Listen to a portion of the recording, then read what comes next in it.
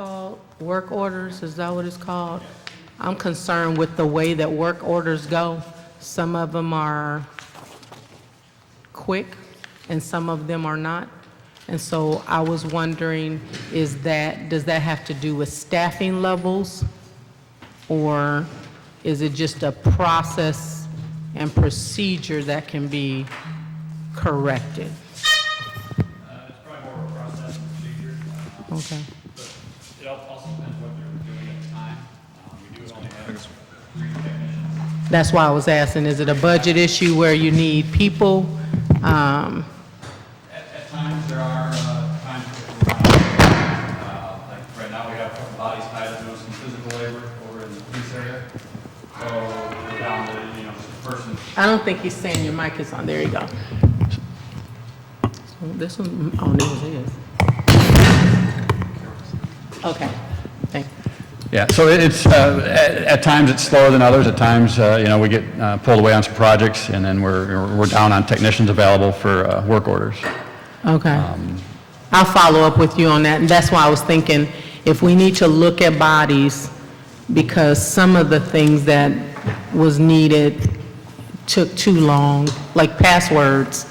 I don't understand why I have to do a work order for a password reset. And so, but again, I just want to make sure that if these were issues that other departments are experiencing, because I'm in the council. Right. And my issues are rare and far and in between, because I'm not in the office. But there are some areas that are in the office Monday through Friday, 8 to 5. So if I'm experiencing a delay in work order, I would feel better if you told me it was because you were council and you guys aren't really here that much, as opposed to we don't have enough bodies. And if you guys are in the police department, what needs to be done, or is that, you know what I'm saying? Because we should have the ability to hire temporary help just for certain, time frames. So that's why I wanted to bring it up to see if it was a body issue or not. If you think it's not, then that's all I need to know. If you're entering a work order, the reason we want to put in work orders is because all of us see it at once. If we have people calling certain individuals, that person may or may not be at their desk. So the reason behind the work order system is so every one of us get notified of a work order when it comes in. So all 5 people get notified when an individual enters a work order. So and password reset should be quick. So if we're having issues with that, let me know. Okay. Anybody else? I wanted to ask IT, you say it's how many people in your department? We have myself, and we have 3 full-time techs and a part-time right now, and we're in the process of hiring another one. And Mr. Newsom, that's been budgeted, what they fixing to try to hire? That is correct. That's budgeted? That is correct, yes. And so you are the acting head of IT? Correct. And your name is? Jeff Keene. And you've been acting for how long? September will be 2 years. So. September will be 2 years. We don't know if he's going to be the head of IT. Ms. Galloway, you had something? Well, just after you get done. Go ahead. Well, I just have a question, so maybe the administrator can share. Is this one of the executive positions that's appointed, or how is this position filled? No, this is not an appointed position, but we are literally actively making a final determination of what we're going to do with the director spot. Okay. Well, wait. Go ahead. So when we say he's been doing this for 2 years. Yes. And so, No, what does he have to prove to fully- see that he's competent, and I don't mean that disrespectfully, but that he's able to do the job? Why would we give him the job temporarily? Because my question is, if he gets that job, does that open up your job? So are we in essence looking at 2 IT positions, and if your role needs to be covered or not? You know does that make sense? Because if he's not is he out of a job? I think, well, let me do it this way. First of all, Jeff Keene has served the city very well over the last 2 years and proven himself. I do fully agree with you on that. And so we will be more than fair in terms of what we do for him. So I do want to state that for the record. And those conversations are happening literally as we speak. correspondences going around in terms of with the new CFO and with the new HR director, making sure that we go through a process, but we do intend to treat Jeff more than fairly. So let me But say that for the if record. you don't, Huey, my question stands is, if Jeff doesn't get the position, is that an open position? I'm just trying to understand Yeah, the so- hierarchy of the positions. If for whatever reason, Jeff will go back to his old position. However, the game plan is to fully explore Jeff being the permanent director. So, But no, you answered my question. So technically, he's saying that he is in the process of hiring one person, but technically IT needs two people. well, I look at it this way. In terms of his old position, what will happen is if he assumes the director position, let's make that clear. If he assumes the director position, we do need to hire a technician and fill that vacant spot. I think that's where you're going. So, That is correct. so two technically openings are in the IT We have department. one person, we have two openings. The question is, where does that one person go? Does that person kind of halfway fill both roles? Or does that person permanently go to the director spot and then we fill that other spot? I think it's, Wait, Huey, okay. Jeff talked about a position that he's currently in the process of trying to hire, yes. okay?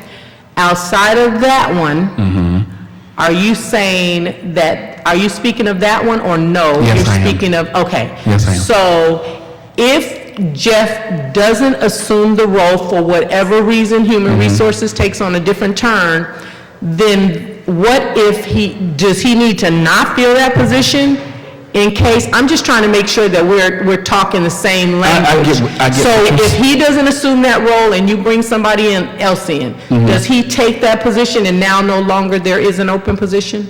Well, let me put it this way, I get what you're saying. If for whatever reason that were to happen, then Correct. we'd have to figure out what to do with that additional person. I think that's where you're going. Yes. However, again, I'll say it this way without going ahead and putting it on the record. We're going to do everything we can, and I've talked to Jeff along with the city administrator as late as last week. We're going to do everything we can to explore making sure that Jeff is treated fairly. So I'll put it that way. Let's do this with that issue. What is the pay amount for the position, the director position? What's the pay amount? Do you know, Huey, and is he getting that now, or is he getting his old pay amount? He's getting his new pay amount. Yes. Okay, and Which what is is the interim director position. I think it's 80 roughly. 80. Let me look it up. And the other position might have been what, Jeff? 60. Do you know what you used to make? Yes, and I think it was about a $10,000 increase Okay. for the interim. All right, so for the financial purposes, that's what we're looking at, and we'll factor in, and that mean if y'all fill the two spots, as Ms. Galloway alluded to, you would have to come back for a budget amendment, Huey. Okay, That's because they correct. got it budgeted as one. Also, in IT, I don't know if you've had any conversation with anybody from the council office, but I know it's been some IT concerns about possibly some equipment here, Right. computer here.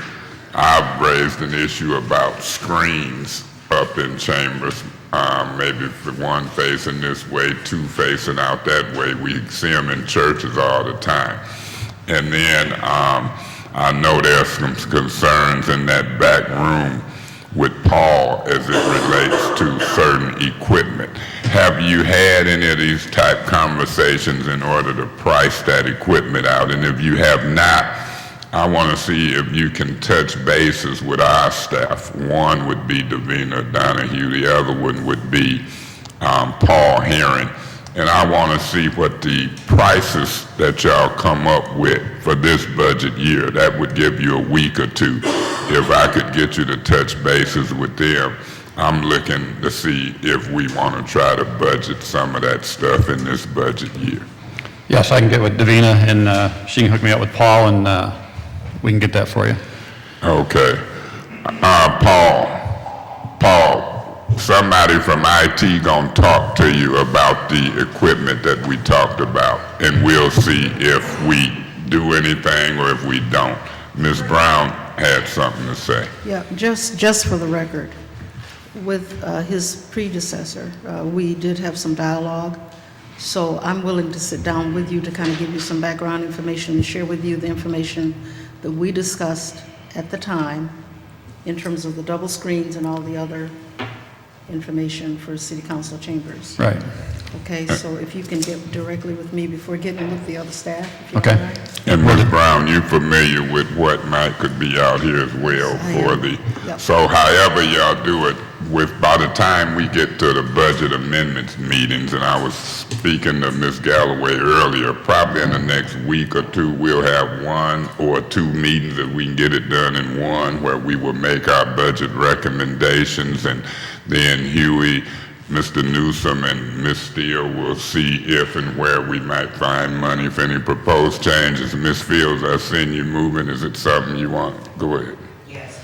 I have a couple of questions for IT and for finance. Oop, thank you. Could you tell me, because I didn't bring the previous handouts you gave me, where do equipment and supplies for IT fall into the budget? Are they under IT or are they under a different category? They're under IT, so I assume you mean like the phones, the copiers, things of that nature? They would be under IT. Right, new computers, tablets, whatever. Yep. Okay, that comes under IT. All right, and then my next question is, I'm aware that we pay for videotaping city council meetings. I believe that comes out of council's budget? That's correct. Okay. I have a question then for IT. Would it cost us any more, or do we have the ability to actually put up these city council meetings on the city website? Because they're put up onto YouTube under Spectacle Productions, but that's really not an official city site. It's Spectacle Productions city site, and I would like to see these online on the city website. Can we do this, and will it cost us?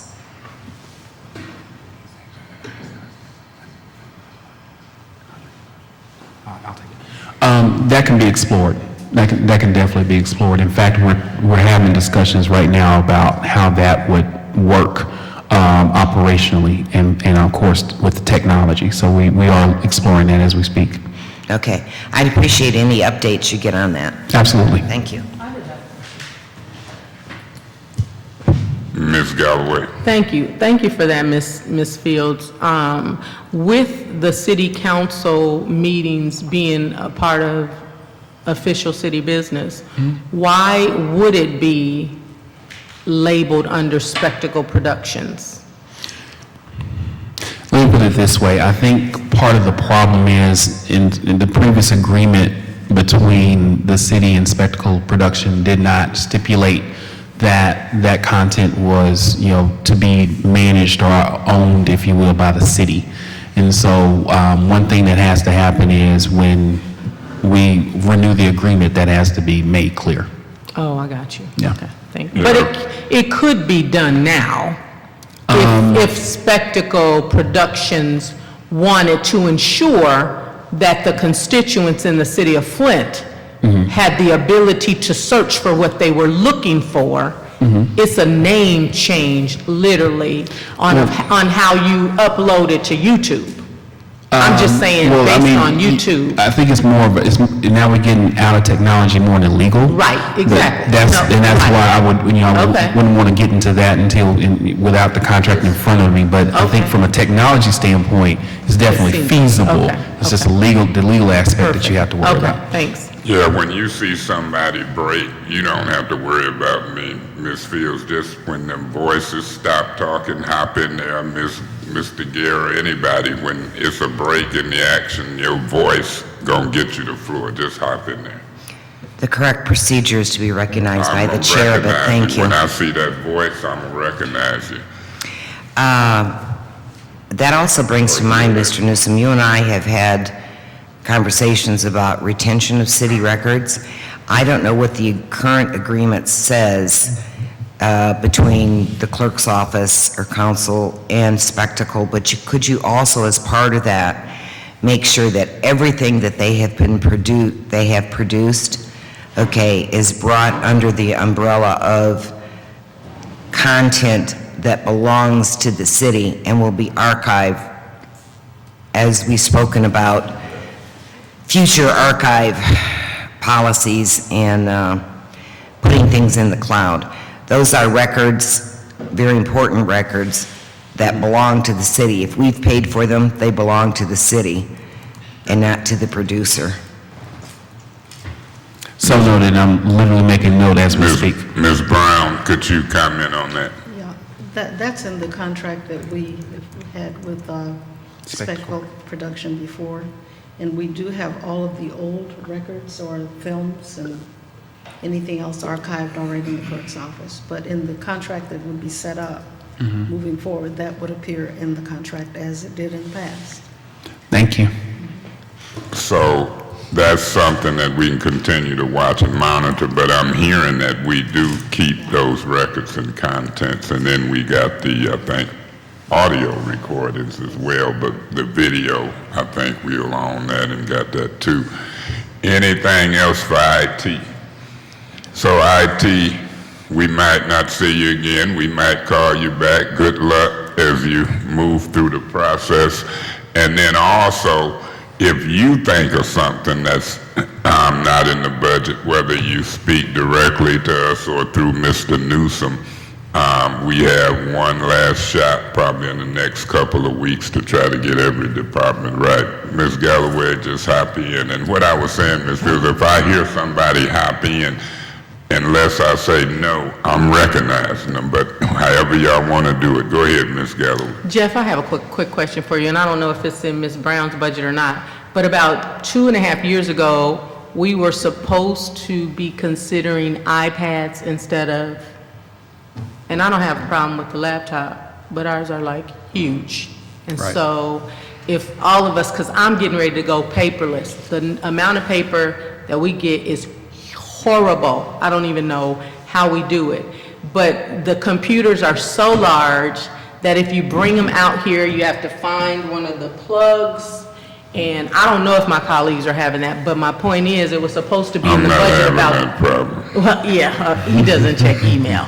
But about 3 years ago, it was supposed to be budgeted to get iPads. And I don't know who's, Ms. Brown, I know that we talked about We it. talked about it, but we did not get it in the budget. So how do we do that? Is that our budget, or, whose budget is it? Because, I mean, I believe when the laptops were bought, was that not split between the departments? Did you pay for some and we paid for some? We paid for them before, yes. You paid for the whole thing before? Yeah. That was under Paul, but I thought we'd split it, but it sounds like you guys paid, council paid for it, city clerk. But I did not include it in this year's budget. So that might be. so I'll be a budget getting item. with you, Jeff, to find out how feasible that is. And if it's not, that's not a problem. I'm just trying to figure out how we can just do a better job. So, Okay. thank you, that's all I have. All right, IT, thank you for coming back. We'll call again if we need you. If you need us, call. Thank Okay. you so much. All right, thank you. Who we going with now? Mr. Newsom, Mr. Branch, the police, fire, police? Yeah, well, let's keep the police on the street. No offense, Fire Chief. Come on, Chief and Deputy Chief Burnritter. Chief Johnson and Deputy Chief Burnritter. When we left, we had a decent conversation. Any council people got anything to start out with? Anybody over there, anybody over here? If not, then I would say Chief Johnson and Deputy Chief Burnritter, any thoughts or any movement of monies or requests since y'all were last here? This is the $1 million question. Just a fact. Or 2 million. Or 4 million. Well, just the fact, and I know, I've heard from pretty much everybody about how strapped the city budget is, but I tell you, I'll make the request again. I know we need more officers. We can't keep doing with what we have. It's just not How possible. many more officers? At least 20. At about, we talked last time, point of a piece of information, that's about 100,000 or even 70,000 per officer. So you're talking about $1.4 million to $2 million. I'm listening. Continue, Chief Johnson. And there's a few other things into Let's this. talk about them. Yeah, he said pull the microphone up and speak into And it. Chief, before you go in, Go ahead. Chief, you've probably you've looked over the budget, Yes. and I can imagine that you've spoken with the city administrator We've talked about to put this, and the only reason why I'm saying that is, as you share with us, I know that we want to talk about the $1 million, but as you guys are phrasing it, could you phrase it in real time what we possibly could give? Because we know that there's not $1.4 million in this budget. Well, Ms. And Galloway. so what is Ms. something? Galloway, we gonna talk to Don and Huey about that more so than the chief. I know when it that. come to the money. I know. But go ahead. But and I just wanna proceed. make sure- I don't want him to have to put stuff. No, in there. Chief, I'm putting this on the record because for some of my colleagues, this is their first time going through budget process. The budget process, by the time it gets to us, department heads should have sat down with the city administrator and the finance person to talk about the needs in their departments. And they did. Exactly. We know that happened. Now it's to us, none of this might not come true. Even our council wish list might not come true, but we just at a point of talking, proceed. And Councilman Mays, I just want to be able to finish out what my thoughts are, so, and everybody else have their thoughts as well. Because if we were in a chair meeting and I did what You you're can appeal. doing, You can nope, appeal. I'm not going to appeal you. I want you to be setting No. the stage on how it's supposed to I'm look gonna like. set the stage, speed it up, I'm gonna treat everybody fine, I'm gonna always say proceed, but anything I can shorten time-wise, I'm gonna do, proceed. And I'm only saying this, Chief, because this budget should have been scrubbed already before it gets before us. And so with what we would be doing is we would be re-scrubbing what should have already been done, considering that the police department is the majority of the general fund dollars. And so I want to scrub it, but I want the record to show that your needs and what you wanted should have been looked at before it got here. And of course, we will definitely do what we can, but by the time it gets here, there should have been bare bones everywhere. And so even if we could get you 2 extra officers that we can sustain, I would love to do that. And so I just wanted to put that on the record. And Ms. Galloway, I wasn't trying to interrupt you, and I don't mind getting chastised. I like being chastised, and I'm gonna work on it, and because Ms. Fields got frustrated last week when I tried to interrupt and speed it up, and I'm gonna do that. So, I understand that, and when y'all really is concerned about it, you're gonna see me back up and be quiet and just wait. And that's why I wish Ms. Fields had stayed, but she might have something to do. But my position is this. The council has its priorities. We vote on our strategic goals and priorities, and they might be different from the administration. The administration might want to have a $16 million reserve, and at the end of this fiscal year, $18 million reserve, and that might be their priority. And that's a priority based upon sound finance, because in 2021, 2022, we've got to pay almost all that out, and we'll be back to maybe a deficit. But for right now, when I asked the chief about public safety and officers, I'm looking at somebody that might get killed tomorrow, or an officer that could show up yesterday. And then I'll worry about 2021 at that time. So I'm convinced 100% that when these budgets come, they done went through them with finance, they done went through them with the mayor's office, the city administrator, and everybody done brought their budget. But just like the council office, the police department, I believe that the ultimate budget responsibility is ours. And it's ours to set, and we will set it if we carry 5 votes on the front end and 6 votes to override a veto. So my position is each department, regardless of what the administration and put together, we gonna look at it, look at our priorities, and at the end of the day, make a joint decision among hopefully 9 of us. So I apologize for interrupting, but that's just my thoughts. Chief, you want to proceed? And we can continue to hop in back and forth. And Mr. Newsom can be frustrated. The chief can be frustrated. I think y'all can be frustrated. I'm the only one that can't be frustrated. But I'm liking the way it's flowing. Continue to hop in there and allow me some latitude to kind of.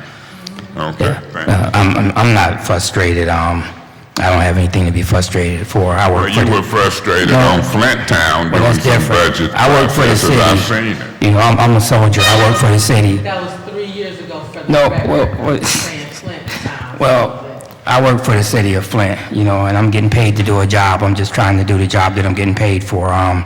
So I don't walk around frustrated when the numbers don't add up or something don't meet. You know, I just do the best with what I have, and sometimes that means stepping away and stepping out of, you know, trying to take it or get it from my budget or from the city resources. But I would like to say this, you know, I understand the budget, I really do, and I have had numerous conversations with Mr. Newsom and the city administrator. We talked about this before. I understand, you know, where the city stands. I've been told a million times. But it was asked of me that I need any more, and I'm just being real with you. We need more police officers on the street in Flint. You know, we're short, and they're working 12-hour shifts, and we're pulling them from every side we can pull them from, and we're holding them to the fire. Myself and the deputy chief just had conversations over this weekend, extensive conversations on how we're going to even tighten up more than what we tighten up. I don't even know if it's possible, but we're going to do what we have to do to hold them accountable for what they're supposed to be doing as supervisors, right down to the police officer on the beat. And we had some pretty serious conversations on how we're going to achieve this goal. I'm just telling you guys, I don't want to sit here before you and act like I don't need anything and I'm Superman and I can make it happen without it. I'm just letting you guys know we need more police officers in Flint. And however, if it comes, it comes. If it don't, I'm praying that it do. And if it don't, I'll continue to trust in God to get us through it. So it's up to you guys to whether or not you are going to move in that direction. I don't, and believe me, I don't get mad, I don't get angry, I just get the job done. So whichever way you guys go, it's not going to hurt my feelings. I'm just going to continue to do what I do. You know, and I got respect for everybody sitting at this panel, every last one of you guys, whether you are old city council people or new city council people. I got the utmost respect for you. You have a job to do just like I do, and I just hope we can come together and make it happen some kind of way. Well, I'm just going to tell you that there are 2 areas that I'm wondering, simply wondering, and I want to put it on the record. And I wasn't here for the administration's budget hearing, but I would think that Mr. Branch has moved into the administrator's position, which opened up the 60 or 65,000 that he once occupied as the chief of staff. Let me finish my thought. You guys can tell me where those dollars went. I'm just saying. They were allocated, that $65,000 that was allocated before that a position, and what maybe we are gonna fill a position, I don't know, but I wouldn't think that where we are now, with the help from Mr.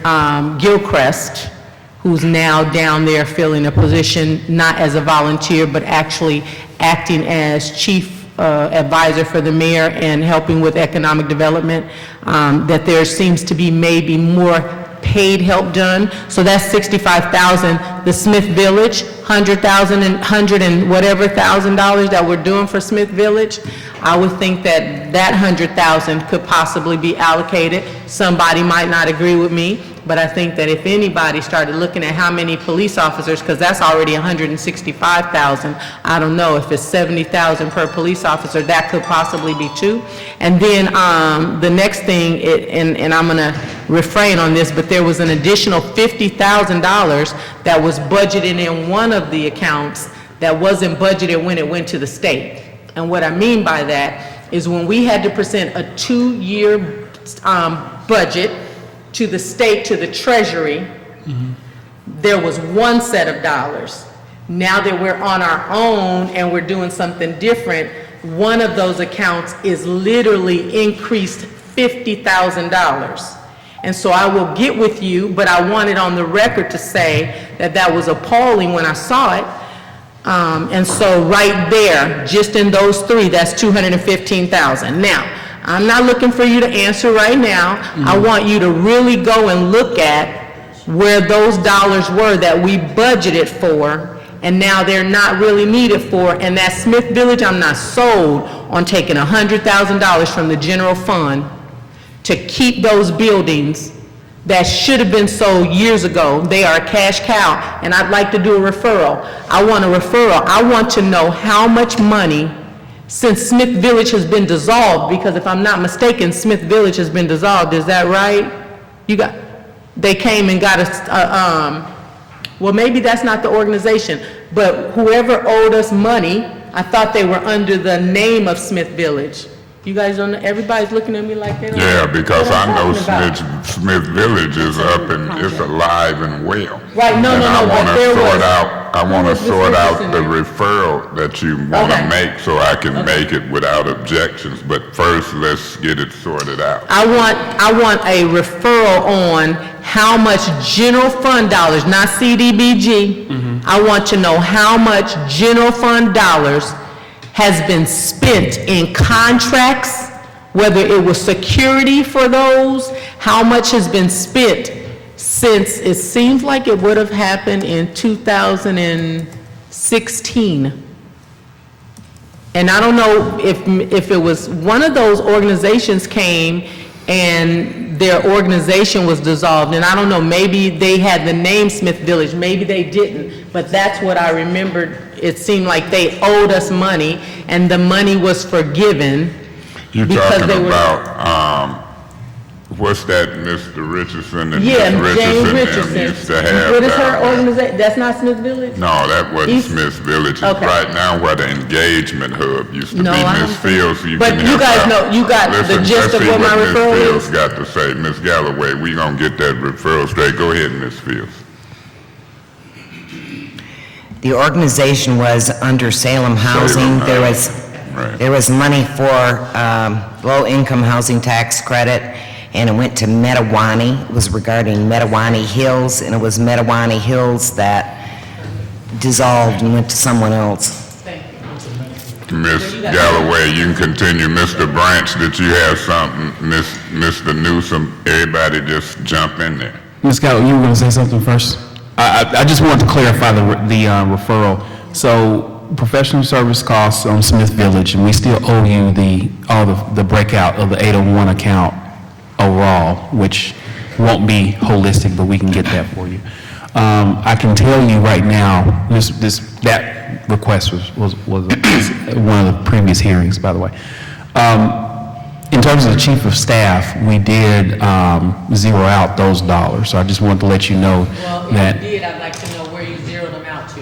Okay. Because And if we're first- here, we can put them somewhere. And I want to make that referral with no objections, as long as everybody understands. But I did want to ask you about the 50,000, because I'm not fully familiar with what line item you're looking at with the 50,000 that went to the state. I want to say, if I'm not mistaken, in the mayor's line item, I don't know if she has a line item of travel? Does she have a She line item has of travel? conferences, training, yeah. Right. Yeah. But when it went to the state, it was at 47,000. This year's budget, it's 97,000. Look at it. Okay. If I'm wrong, correct me. If you're trying to bring the mayor and them back on a Nope, call I don't wanna back, bring but them we back. can bring them I'm just back. saying if it's an error, I then ain't got no problem pick it calling up. Steve Branch back up here. Look, he talking about Newsom. But any call back, you welcome. No callbacks, I just noticed it, and maybe it was an error. And when it I come couldn't down, be here that day. when it come down to amendments, And I don't have my, when it come down to amendments, Mr. Newsom and Ms. Steele gonna help you find that money, hopefully. So you on track, and everybody is on track. Just hop in and jump around. For the record, I mean, this is a bare bones budget, so if we're adding cost, I mean, it's going to be difficult for us to find places to take it from, and plus that also requires us to take money from a department that's already been expecting to receive it. So I just want to state that for the record, that's how this works. I'd like to say that I know where the money for... If your mic on. Oops, sorry. I know where the money for 2 police officers could come from. If we can offload those 7 properties that have cost us to date $218,000, which I believe is the cost of 2 police officers, if we could figure out a way to quickly offload those, that's no longer money we have to pay for insurance, et cetera, et cetera. Just a suggestion. Ms. Fields, why do you think it cost $218,000 to date? I thought the insurance was $5,000. Because that's the number that was presented to us, and we were told $218,000 to date. No, my information says that when we requested them from the land bank, we got them at no cost. And then we put in a cost of $5,000 and something for insurance. Now, there has been some staff costs that you might not see, as we've had a couple meetings. I met with Attorney Millhouse. I talked to him about those properties today. And I've also had Miss Suzanne Wilcox in the meeting, as well as the new economic development staff person, I forget, Miss McKinney, not McKinney, what is her name, Steve, the economic development? Lynette Phillips. Lynette Phillips, and Mr. Newsom was in a meeting. And whenever staff meet, I do count those hours that they spend, but I'd make a referral if you want it, Ms. Fields, but I haven't heard the $200,000, and I've only heard the $5,000, so. You can make a referral, but Mr. Newsom actually produced some documents, and that is the number that was quoted. So, And he spoke of those houses costing us to date $218,000. It's stuck in my mind. So, Mr. Newsom, you're telling, I want you to answer to that. Do you, I just want to make sure I recollect the conversation. Do you remember the date that we talked about this? I'm not saying, I just want to go back and look at my numbers. I'm sorry, and make I sure. don't. Okay, all right, let me check my numbers, and you can make this a referral, but I would like to discuss Yeah, we'll this and make a clarify referral this. since Can I make a it's been suggestion? raised that we want to know what's to date. I got about 5,000. Chief, go ahead. This is totally out of my line, but, you know, from looking over the budget and everything that the city of Flint's been doing over the last, I don't know how many years, you know, we were looking at some downtown projects, to put camera systems and tie into our intel center. And I found out that, I'm gonna let Deputy Chief Burmer speak on this. It was about the parking structure down there, and you know where I'm going with this. Yeah, we're going to try to focus on these police matters and get y'all in and out of here and back out there. But I understand. I like for meetings to flow, so it's okay, Deputy Chief Burton. Yep. What the chief is referring to is we started looking at ways to generate some of the officers' salaries that we were looking for to increase our staffing. And in one of the projects that we were looking at, that brought us to some agreements and ordinances that were passed during one of the previous administrations related to the Downtown Development Authority and the parking enforcement that was passed from the responsibility of the police department to the DDA, and the revenues that generated through both the metered parking and the parking structure and some of the surface lots that are down there, and where those revenues were to then go through a number of other agreements and ordinances related to towing in those same areas. But the main thing was, I found out that all the revenue taken from those parking meters downtown is paid to the DDA, and then if a certain number is not reached, the city has to pay that money to DDA for the parking structure down there that they're getting the revenue off of. I totally didn't understand it, but I can see why the city of Flint, because I do understand dollars and cents, is in the financial situation it's in. It's because it seems like all of the entities that belong to the city that would have brought income into this city is being, other people from past administrations have actually given those entities away to the point where, or they're giving them some type of tax abatement to the point where the city's not getting anything off of it. And to find out that the city's have to pay the DDA, if they don't reach a certain dollar figure, the city have to kick in the rest of the funds to meet, I don't know how that was ever achieved, but it just didn't seem financially responsible with the city resources to where the city is paying a private entity when they don't reach a threshold of making a certain amount of money on something that actually belongs to the city. I don't get it, but anyway. Let me say this, Ms. Brown, I think the mayor, y'all sit on the DDA board. Now, anytime we want to bring the DDA in and we find out and talk about that structure, I'm open to do that in Finance Committee meeting. And if that needs to happen prior to us adopting this budget, then I would want to see, Ms. Brown, can you contact somebody from the DDA to attend maybe the next Finance Committee meeting? It might not be this one Wednesday, tomorrow, but the next Finance Committee meeting, and we'll talk about that revenue and see what's going on. Now that we're back to home rule, that's exactly why we're back to home rule, Chief Johnson, in order to try to repeal ordinances and do things of that nature that's been done by not only other administrations, but emergency manager laws. And it's going to be some radical changes, in my view, because that's our job. Home rule, that's what we're under, that's what we fought to get under. And it'll take a while to get us back out from under that because there's procedures in law that you have to go through. And so this is our job now.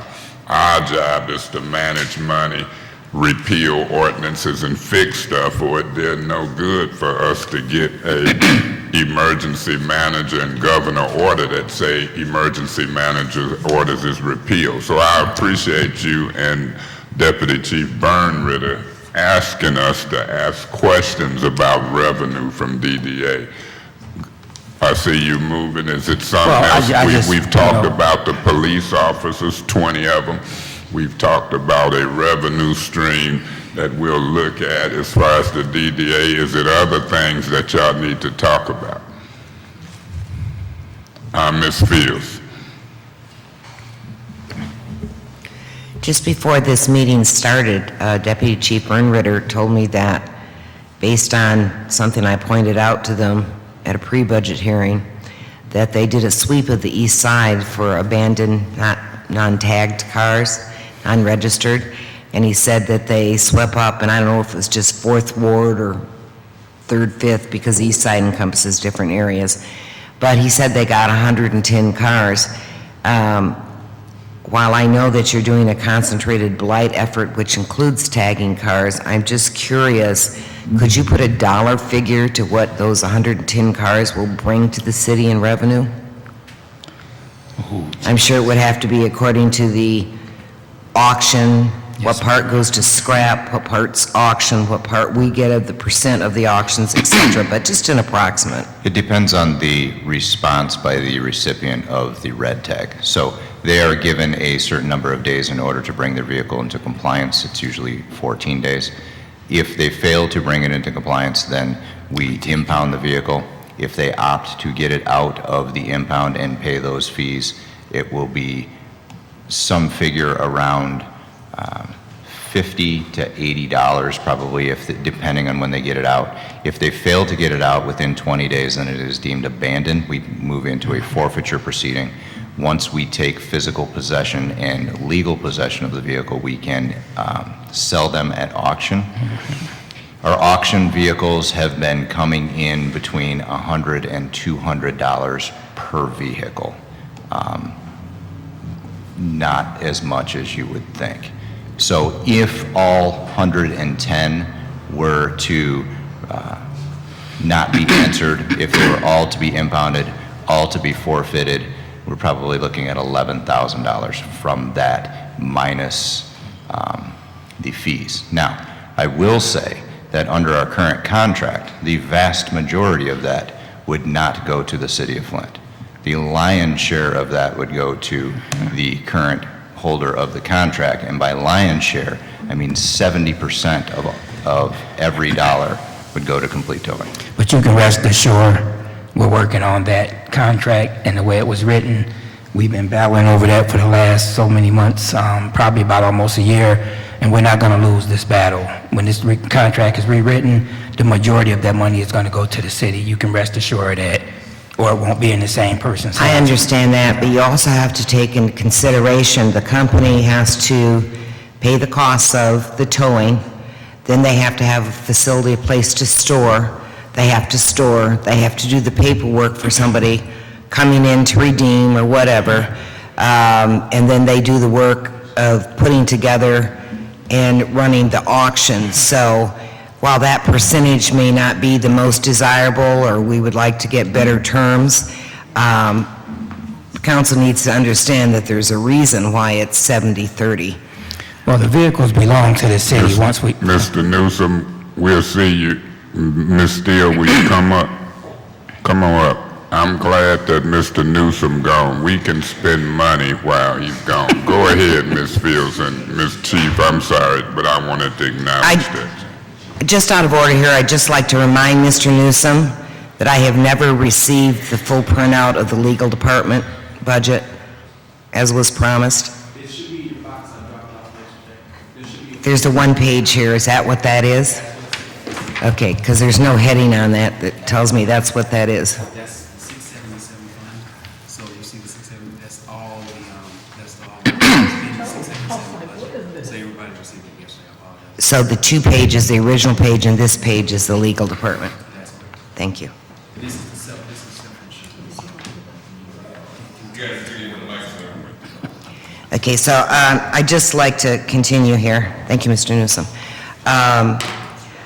I was just going to suggest, even if it's $11,000, you know, if that was mostly Fourth Ward, but I mean, if you went to every ward in the city with the type of zeal that you did that cleanup, I bet you could find money for one new position.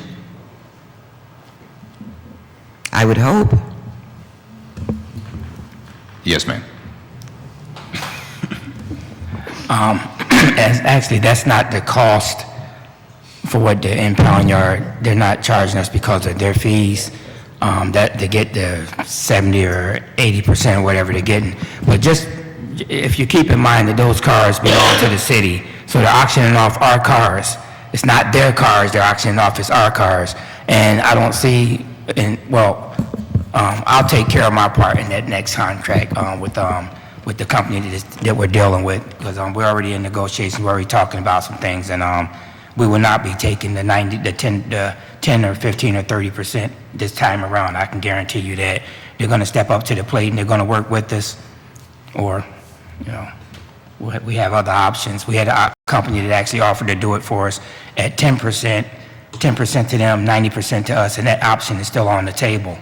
So we'll see what happens. We'll see what happens. It's my job to be fiscal responsible with the money that comes into the Flint Police Department for whatever reason, and we plan on being just that and being self-sufficient. Self-sufficient means I'm hoping and praying that I can get this department with the revenue that we take in from whatever entity that we have control over. It's actually paying our own salaries, and maybe you guys can move some money out of our budget and maybe help another budget. I don't know, but if I can become self-sufficient the way I'm trying to be with this department and with the city, with the city's assets, then we'll be down the road a lot better than what we are now.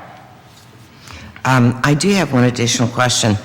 How much out of supposedly it was supposed to be up and running by mid-April, and now we're heading into mid-May. They don't want to refer to it as a magistrate, but they want to refer to it as I think, administrative law, something or other. Out of that department, how many of those types of fines and penalties, et cetera, does the revenue from that come back to the city that has to do with the types of violations you'd see that the police department would be dealing with?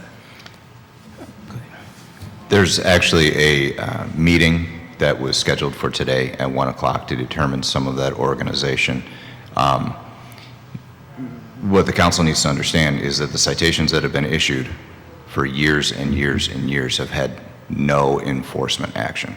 They were only through, I guess, the generosity of those that received the ticket. If they showed up and paid it, then they did. If they didn't, there was no enforcement action. Now, the establishment of this arm of the city attorney's office to provide that enforcement and to provide those administrative hearings is in the works as literally as we speak.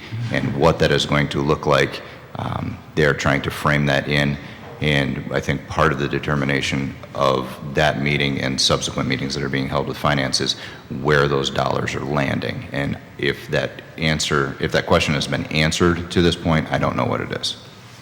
Okay, Ms. Steele, do you know, because you've been here a long time, back when we had something that was functioning like when we had 68 District Court, okay, and now this, as I understand it, some types of infractions go to the district court, some types of infractions are going to go to this administrative law. Do you know an approximate what those fines and penalties used to bring into the city in terms of revenue, and where it was, as you said, where it was deposited? I mean, is it deposited in the general fund?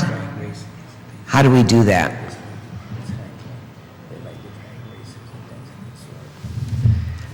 If it was fees that got paid to like the 68th District Court, the 68th District Court used to be, and part of it still is in the general fund, so fines and collections of fines and tickets and stuff like that went into the general fund.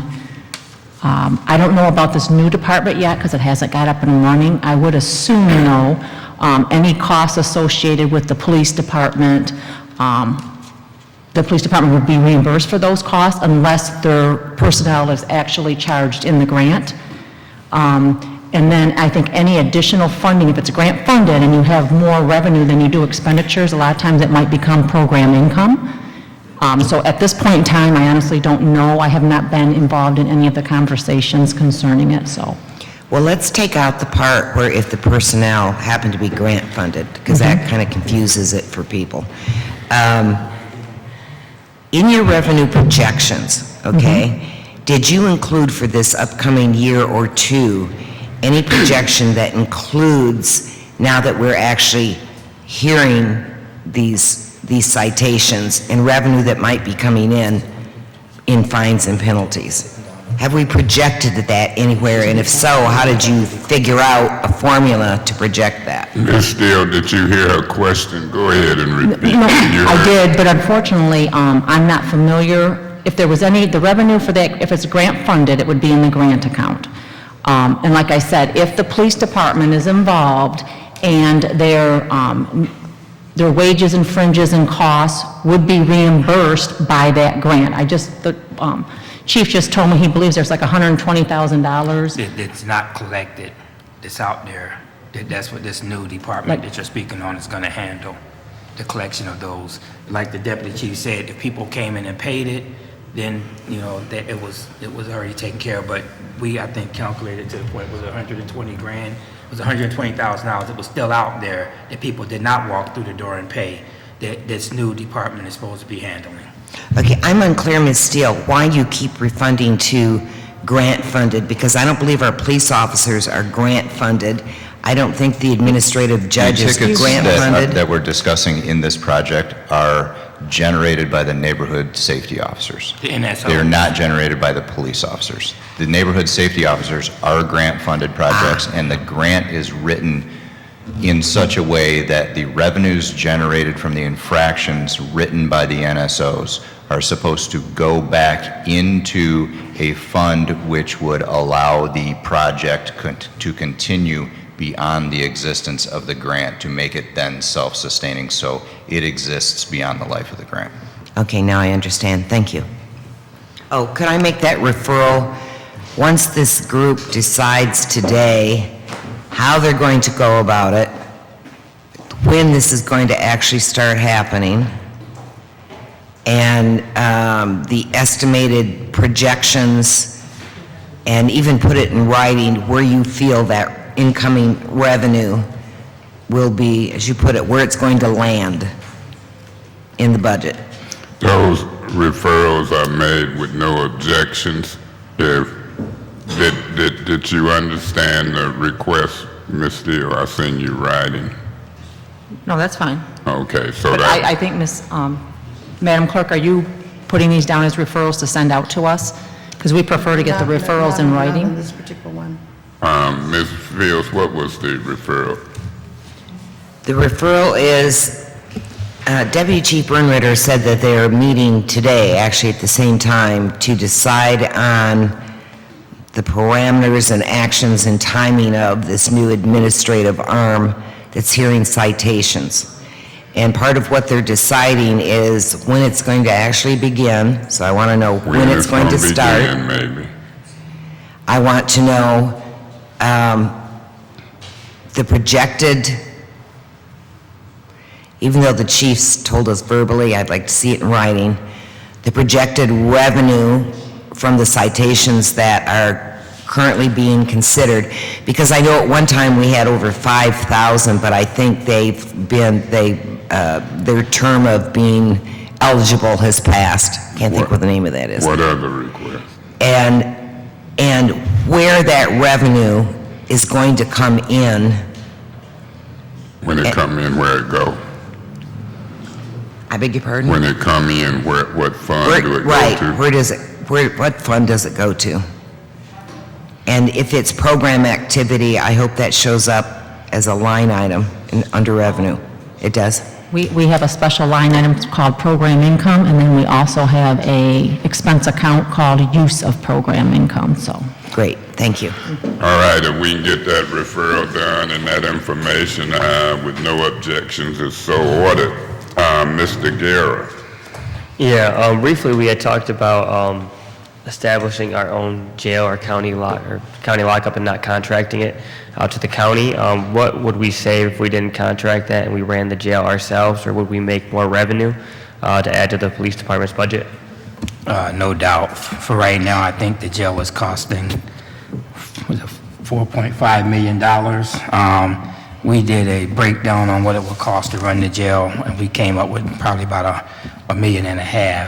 So whatever he's spending the rest of the money on, which was probably salaries for deputies and things of that sort, we would use to spend it on police officer salaries. And that's already in the works also. That's on the table. We've had the state come in and review our jail, look at our jail. That was done probably 1.5 years ago. And we're trying to get it worked out now where we can take over. Well, let me back up. We were trying to take over the jail at one point in time. That's where our thoughts were. Then we came to the table again with another idea where we can let him continue to run the jail and just pay us $1 million. I think, what was the figure, $1.5 million? Somewhere around there? For what he would give us, for what we would get from the jail, from what he's getting, and we wouldn't have to do anything. Because it's the city jail, the city should be getting paid something. So we figured it out to be somewhere around about $1.5 million, and we've already talked to the sheriff about this, and we've sat down and we thought we had an understanding, and we hit a couple bumps, and on his part, not ours. We had a clear understanding, you're using our jail and we want to be paid for it. That was our understanding, and that's in negotiation now. That's in negotiation now. We've been working on that for about at least 1.5 years. So we're trying, like I say, we're looking at so many different ways of increasing our numbers and the money coming to the city than the city losing money.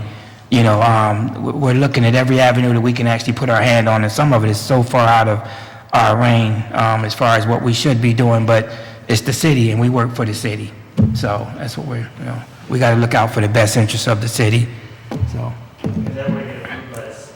If that were to get approved by the state, would we need to hire them more corrections officers for the city then, or how would that work? No, well, if we took it over, we would have to rehire. We would have to hire our own people. And we've ran our jail before. That's why it was a no-brainer to figure out how much it took to run that jail. You know, we ran it before for years. Actually, it was our jail, you know, but when the state came in and took over and they opened the jail up where the state police can have a place to put their prisoners, that was the whole theory behind opening the city jail back up, so the state troopers would have a place to arrest the people, lodge the people that they were arresting. But we spoke to the state about some issues. And they actually said that they were in favor of us running our own jail. So we went and did some things with the sheriff and gave him some projections. And, you know, of course, he jumped around because he wanted to keep it in his hands. And that's on the table right now. So. Ms. Hills.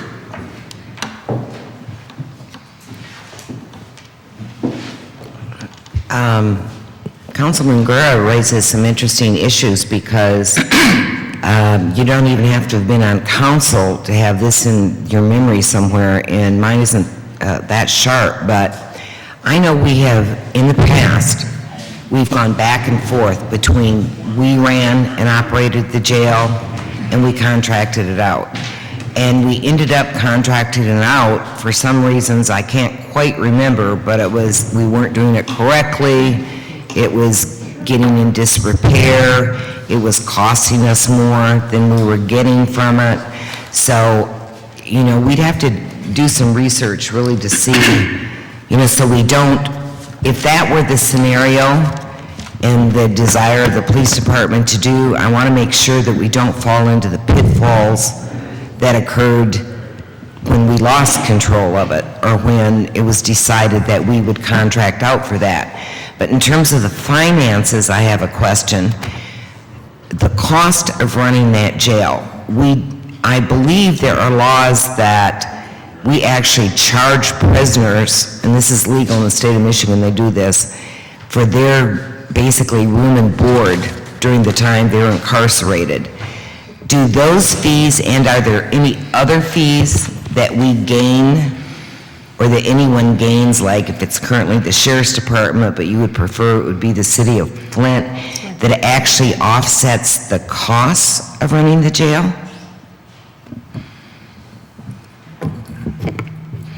Absolutely. We're doing none of them. You had several questions, and I'll hit on them very quickly.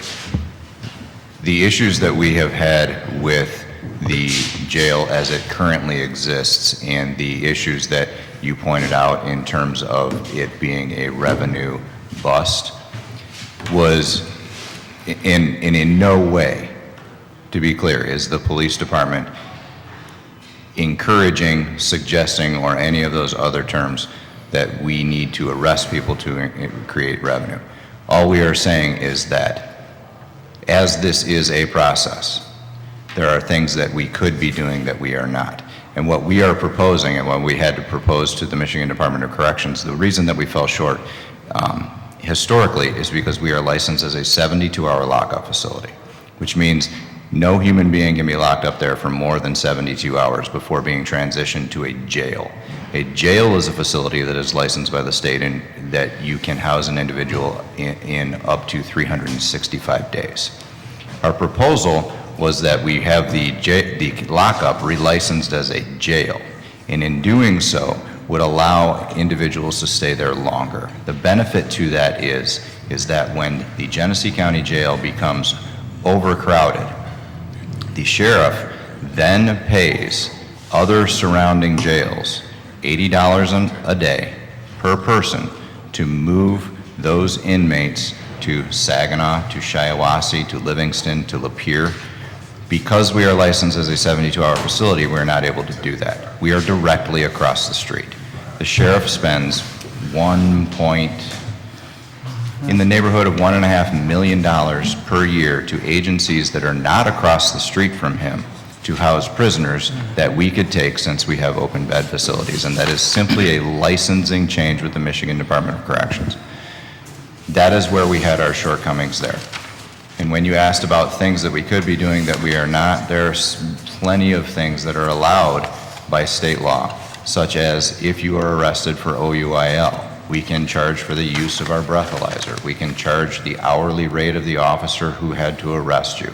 There are a lot of things that we have to do, but those are done during the sentencing phase of, it is not something that we simply send them a bill. It is done during the sentencing phase at the courts, and we have not at this point secured those agreements to allow that to happen. There's a lot of things, ma'am, that we could be doing that we are not doing in any way. So at the moment, the cost of the jail, the money that we have to send to the county sheriff, it's all a cost to us. There's no revenue that's offsetting that to us. None. Not even for the use of the water, the city lights, any of that. The city is not getting not one penny. And the city is on the hook to pay for the lights. We pay for the lights, the water, the maintenance. Matter of fact, We pay for everything. If the cell break down, the mechanism that works the doors, the city have to pay for that. So Raquel pretty much, or the sheriff's department, is getting 100% of the money coming in, and even when the jail breaks down, we have to go in and repair it for him to continue to use it. Now, Who negotiated this wonderful Oh, that contract? was way before our time. That was way before our time. Matter of fact, that jail was renovated when Mayor Williamson was in office. I believe he spent $1 million and something to renovate that jail, and that jail was fully operational, fully running. They had a new video system in there and all of that. After the sheriff got it, and for so many years been using it, as things broke down again, I don't know how the cost fell on the city. I don't even know who negotiated. That was the state and the sheriff department. But yes, we get nothing from there. And that's what we're fighting for right now, that $1.5 million to revenue. Okay, two questions. Okay, one is, what are the termination clauses in that contract? Are we allowed to terminate with 30 days' notice, or is there a 30 days, 30 days' notice? We are allowed to terminate. I was told. And where are we? I'm sorry. Where are we with the request is to the state, you say, to become a jail? We actually contacted the state, and we're waiting for an answer back from them to give us whatever they're going to do or not do for us. So we're waiting on that. That was done last week, a week ago, maybe at the longest 2 weeks ago. So. Okay. Well, very interesting. Thank you. Yeah, so that 4.5 million is already in the police department budget. Yeah, no, it's not. The 4.5 million is, the state of Michigan sends us that money, and it goes through Rick's hands, straight back over to the sheriff's, Raquel's hands. None of it, believe it or not, none of it hits the city. So the second the state sends the check, what they're making a payment on for the holding facility, it's completely given back to the sheriff department. So it doesn't go through our budget process at all? Rick, can you answer that? The only thing that goes through a budget process is just the setup of the contract. Then once a month has gone by and the county's expenses have incurred, they bill us, which we then turn around and bill the state the exact amount. So then once that goes through, and hopefully it does through the state, they approve the jail, would you then receive the extra money, go to the Flint Police Department where you could use that several $1 million to hire more police officers? That's the only reason I'm fighting for it. Okay. So then we wouldn't have to approve that in the budget, it would already be allocated there. Wouldn't cost the city anything, it'd come from the state. All right, well, keep up the good work. Thank you. One of the questions was Wow, a grant writer, Chief, you guys have been talking about. Yes, ma'am. We wanted to know, is there the ability to get a grant writer that is specifically focused on just the department's needs? We're working on it. We desperately need that. And in as much as that, if that person could function as, or an additional person, we are good at getting grants. Sergeant Pat Brady is like a magician, but he's a cop, and he needs to be doing police work. That being said, once we get them, the management of we have a half a dozen grants now, we're applying for a half a dozen more. The ongoing management of these that some of the other departments have individuals who are specifically assigned as grant managers would make our lives much better, would make us more effective in the management of the grants and the reporting on those grants to the various entities that give us the monies. Getting his glasses.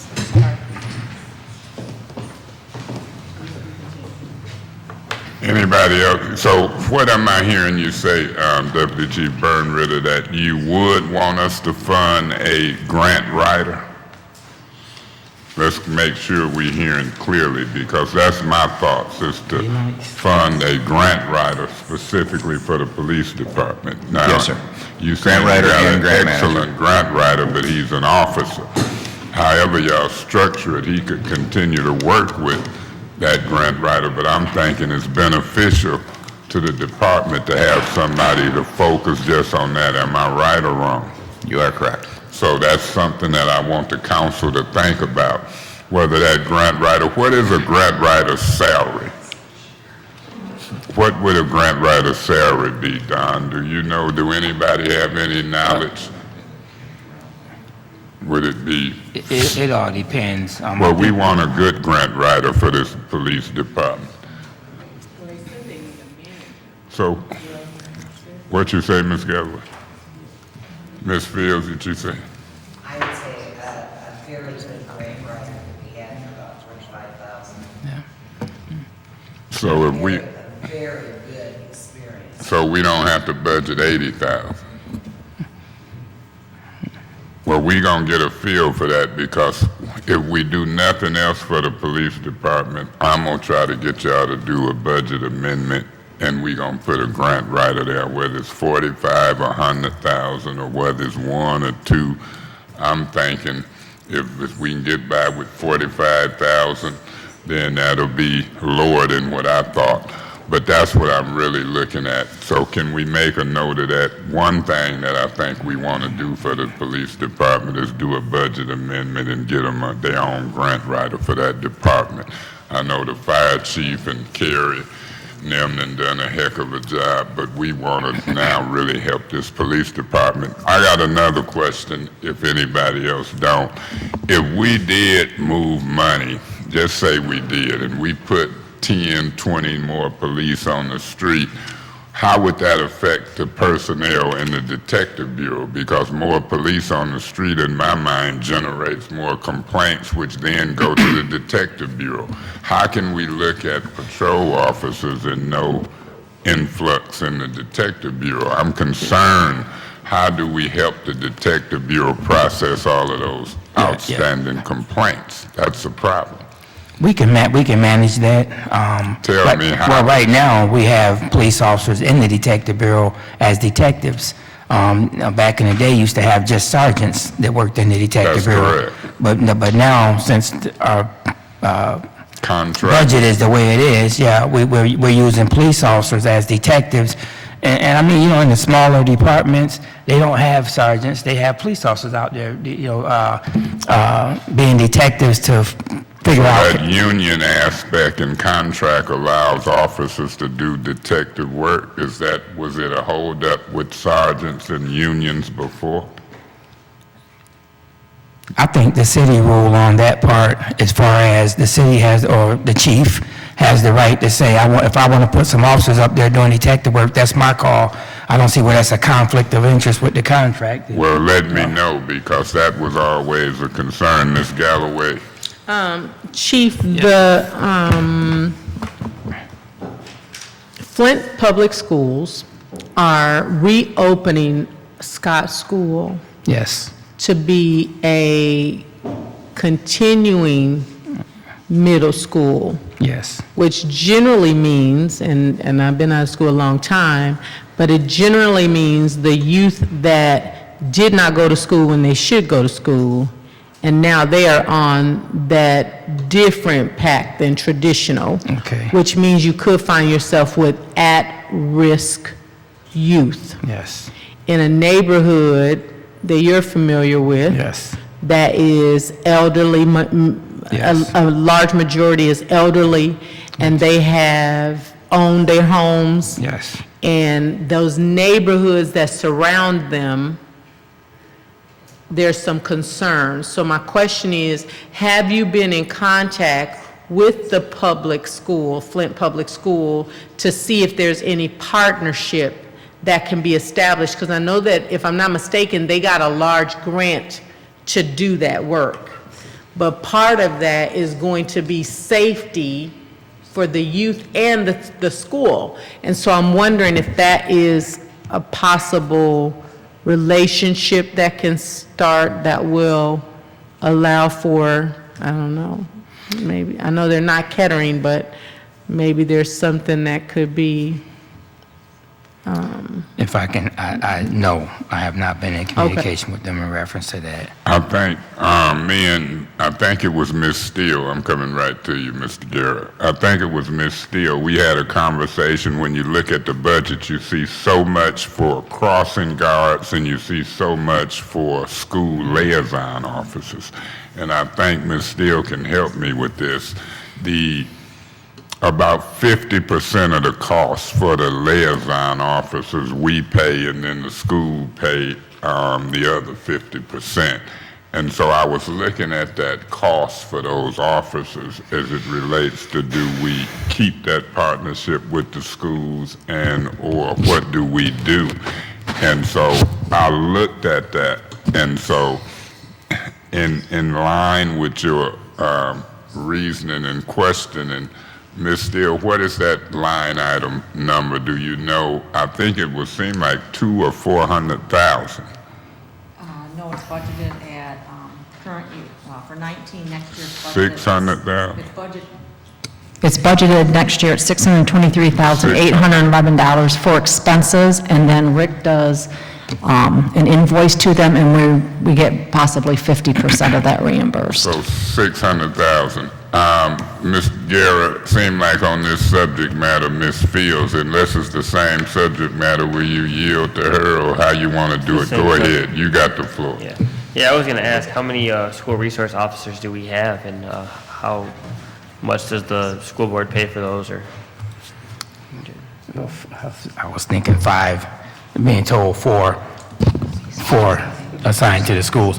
I think also that Councilman Eric Mays had alluded to was the fact of, he mentioned school crossing guards. School crossing guards are actually coming, that total amount is coming out of the Flint Police Department budget. How that happened, don't know. Another thing that we're actually taking a look at and working on, but I'm thinking, I think that total was it 400 and something thousand, 500,000? It seemed for school crossing guards, the crossing guards. Ms. Steele, what is the line item for crossing guards? The amount? You want the Yeah. amount? $255,879. Okay, so $255,000 is coming out of the Flint Police Department budget for school crossing guards for the city of Flint schools. It's another thing that's on the table. When I say it's on the table, I mean literally we were just talking about this yesterday and over the weekend and probably for the last few months, but it's starting to come to head because we're really tightening up the belt on the money that's coming out of our budget and where it's going to, and what money should be coming into our budget, and it's not. So believe it or not, these discussions are heavily on our table every day, and this is another amount that we're looking at. And I spoke to the school, it was yesterday, didn't bring that up, but I'm looking at something else, and if we can't get some things worked out with them, then that $250,000 is going to surely hit them in the face, because they're going to hear about it, because the city of Flint is paying for that. So, those are some politically hot issues, Mr. Garrett. Yes. Ms. Fields. Could you tell me, those school crossing guards, they're not actual police officers, are they? no ma'am, they're civilians. How did it come about that the city of Flint is paying for the school district, which is the public often doesn't understand that we have no authority over, we don't control the school district or the schools. How the heck did we end up paying for the schools crossing guards? I think Ms. Phil's reaction to this was just as mine was when I first heard it. No, seriously, I didn't get it, didn't understand it. We sat back and just kind of said, wow, can you believe this? This was years ago, and I mean years and years ago. I don't know when it started, but years and years and years ago, somehow it got to where this is coming out of the police budget. It was agreed upon and it was accepted, and you had the same reaction I had, but you can rest assured, again, another topic that's not going to continue if we don't get some things changed with the school system. If they don't step up, that's not going to continue, because I'll come right back to you guys and let you guys know that it needs to stop. So- Well, I can understand the need for school liaison officers. Yes. Okay, because, you're hitting the troubled kids, right, Yes. where they need that support and interaction. But I think it's ridiculous that I don't know what we have to do, but I would put a referral into the legal department to ask what we need to do to absolutely sever that agreement, and as soon as possible. Before I order that referral without objections, I would say that's up to you how you amend budgets and do certain things, but I'll make that referral without objection If you to the guys legal can give me- department. But I don't think it's a legal issue. I think it's a what do we fund issue and a politically hot issue, because I can remember security crossing guards coming into this chambers politically when that conversation had happened over the years. But that referral is made without objection. We can continue If you to guys can discuss. just give me a little bit of time to work with the school system, because we're looking at some other things. There's a few things on the table, and I don't want to have those things scratched because of this amount of money. So please, allow me a little bit of time. I put it out there, and I'll be glad to come back to the table and let you guys know how the conversations went. But if we can just, this is coming to head in just a minute. So if you Ms. just, Pierce, do you still want that referral? I still want that referral, because it's So, always without very objection. important to understand what's the legal agreement. That's the basis of the agreement. So I do still want the referral, because I want to find out legally, do we have some obligation per contract, et cetera, to see how we may sever that agreement. That referral is made without objection. I feel the same way. So, I feel the same way. 250,000, when I looked at it at home, I said, I don't know if I'm gonna touch that with it, because it's such a hot political issue when you see them security guards rallying. But we'll see, because I think the school board should be more in line with that. Ms. Steele, do we get any reimbursement back from the school crossing guard? That's just a No. pure 250 or so $1,000. So keep that in mind. I'm just trying to talk about little places where money is maybe hiding. That guy sitting next to you, Chief, what's his name? Rick Johnson. What's his name? Rick Johnson. Rick been fooling around with that police budget for a while, I think. Rick, where do you need money? Just like the chief said. I ain't talking about what the chief said. I'm asking you, let's see that mic. Let him get that mic, Chief, if he can. I want to slide that mic. You treat the chief just like everybody around here treat Newsom. Y'all scared to talk Let me money. tell you something. He's got a place in the room to stay in. You better leave him in his room, all right? Hey, look, Rick, I got your back. Where we need money at? Like I said, same as the chief is asking, we need officers. We need people on the street. Putting more people on the street is going to reduce your crime, which is going to reduce your cost. Also reduces your overtime. So officers is a big one. I see I ain't gonna get nowhere. Get a mic back to the chief. Chief, where else do we need money at? This guy, he ain't gonna talk to the councilman like I want. Same place Rick just said. See there, they bouncing me back and forth. Good cop, bad cop. Anybody got any other questions? Deputy Chief Burton, ready? Any comments? Mr. Griggs, the floor is yours. I got here a little bit late, but, Just a minute. What was you saying? I said I got here a little bit late. Go ahead, This Mr. may have already Deputy been- Chief Burton, let him go first. Go ahead, Mr. Griggs. Oh, I thought it was, okay. Go ahead. I may have missed this earlier, but what is an officer on the street annual cost? Do you have any idea? It's gonna be somewhere between the new ones. Go ahead, I'll let you. A new officer ranges probably about 70 or 75,000, but officers on the street right now cost more than that because it depends on what year they are, how long they've been with the city. But a brand new one coming in, that would be part of the hybrid, would cost probably about 70,000, 75,000. And on the top end, an officer might cost around what? With benefits. Yeah, on the top end. And also for a new officer, you got to allow for uniforms. That's what I meant, is with benefits. Yeah, just a minute.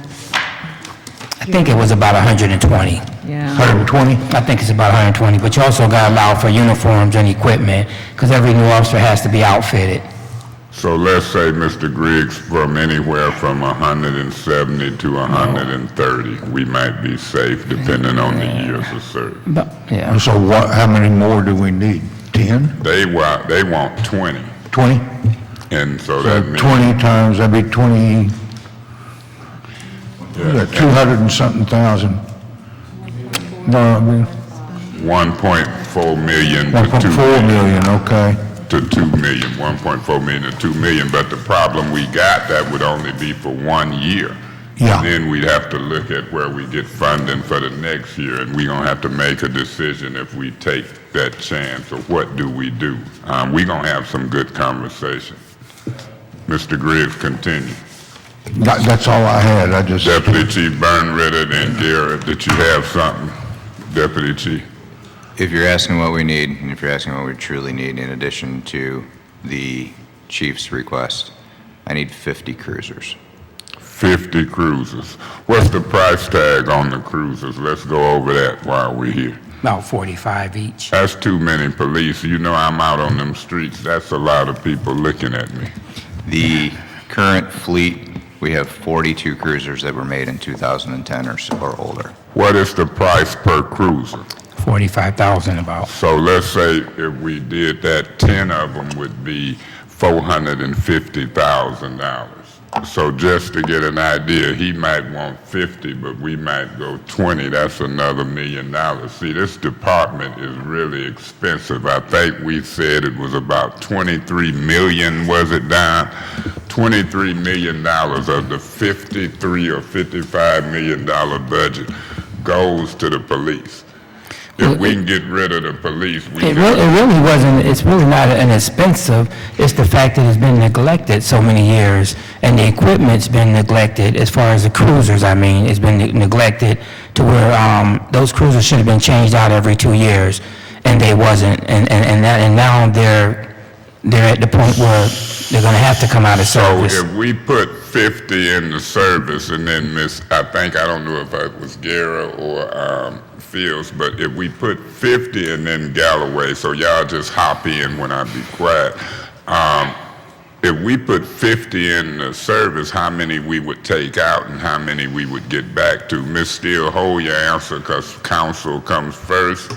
Mr. Guerra, Ms. Fields, Ms. Galloway, y'all work it out. Hop in there. All right, yeah, so going back to the 70,000, is that including the training that we send them through? Because does that come out of a different, because we pay for that too, don't we? We would need 5,000 per person for training. We would need an additional 5,000 per person in the first year to gear them up. So it is your first year salary costs plus 10 per person. And then for that contract, because I know that we've had in the past officers that after they train, after a couple of years, they'd leave. Do they have to reimburse the city if we pay for their training and they leave after so many years? Or how does that work, so we're not paying all the time for officers to leave? Because I know that's a concern. And how many more? Well, I think it was something in the contract that they had that stated that, but we kind of tried to rectify that situation by just hiring from within the city, and we do as much research in the city behind somebody who's applying for a job to get the person that live in this community, that mirror this community, to work here. And then if we can't find them within the city and we still need them, then we'll look to Burton and wherever else are the out surrounding cities, but we stay within Genesee County. I made a point to not try to bring anybody in that's not in this county, just because of the fact that when I first got here, they were leaving as fast as they were coming, 2 years out, they took everything from the city and went out to go work in other departments, and the city totally lost. That's where the sell of that dog came up that time, when the officer left Flint and went back to, was it Swartz Creek? And he had nerve enough to come back and ask, can he take the dog with him? Now, once the dog is trained with somebody as a handler, the dog really is no good to nobody else. So when we told him that the dog was going to cost him $20,000, he kind of barked at it, but I think we settled on, we sold that dog for $15,000. Now, of course, the dog didn't cost us that much, but what the dog did cost us is, just as that human was trained, we had to train the dog. So it was a cost there, and it might not hit the $15,000 threshold, but it was worth to us to get as much back that we could to the city. You know, so he took his dog with him, but he paid for it. Okay. Just as, I do have something to say, but just as a side note, Yes, ma'am. you should get with planning and development, because HUD used to have a program, and they may still have a program, where they will back mortgages for teachers and police officers who will live in the communities that they're in.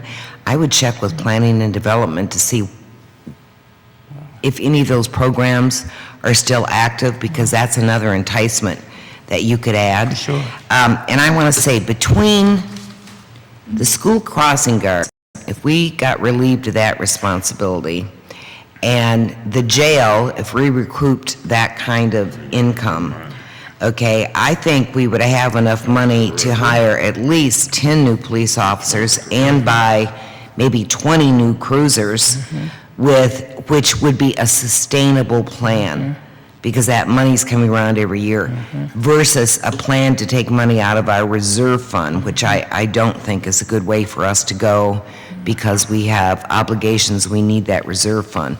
But I think it would be a way that, working together, we could help meet the needs of the police department and still remain fiscally responsible and create a sustainable plan, and that's what I'll be supporting. I would like to make a referral and a request, Ms. Brown, that we send a letter over to Sheriff Paquille and or those departments, unless the chief say don't do it.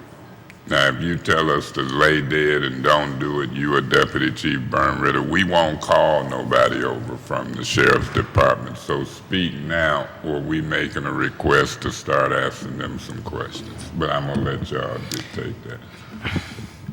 Mr. Griggs had something. I see you, but I know it. But if he on this subject matter, go ahead, Ms. Galloway. Mr. Griggs after Mr. Galloway. So we gonna hold off on that referral, and we gonna come back to it. Ms. Galloway, go ahead. Chief, I was wondering, do we have any partnership with other more affluent communities that don't put a lot of wear and tear on their cruisers, but they tend to turn them over because they have the financial resources to do that? I'm quite sure every last one of them around here, including Grand Blanc, Burton.